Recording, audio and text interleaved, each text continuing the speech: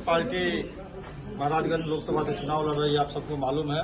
उसको देखते हुए सिसवा विधानसभा के जो हमारे बूथ और न्याय पंचायत के पदाधिकारी हैं, उनके साथ हम अपनी रणनीति पे एक तैयारी बैठक किए हैं।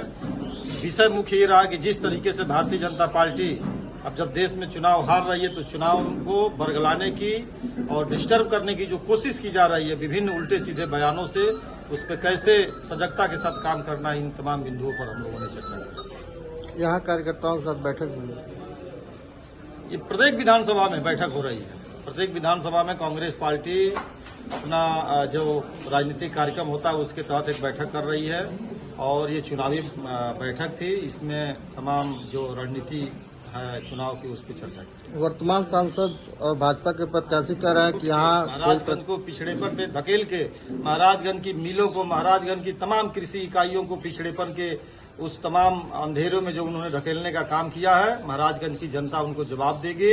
वीरेंद्र चौधरी जी जो कांग्रेस पार्टी, समाजवादी पार्टी, आम आदमी पार्टी और तमाम वामपंथी संगठनों के सहयोग से चुनाव लड़ रहे हैं, इस बार चुनाव जीतने जा रहे हैं। देश की जनता और महाराजगंज की जनता ने, सिसवा की जनता ने ये निर्णय ले लिया है कि इस देश में जो लुटेरी सरकार है, उस सरकार के वित्त राज्य मंत्री हैं पंकज चौधरी, जिस वित्त मंत्री, कैबिनेट मंत्री के पति ने कहा कि यह देश की जनता, इस देश को बचाना है और इस देश को अगर संवैधानिक रूप से कायम रखना है तो भारतीय जनता पार्टी को इस बार सत्ता से उखाड़ फेंकिए।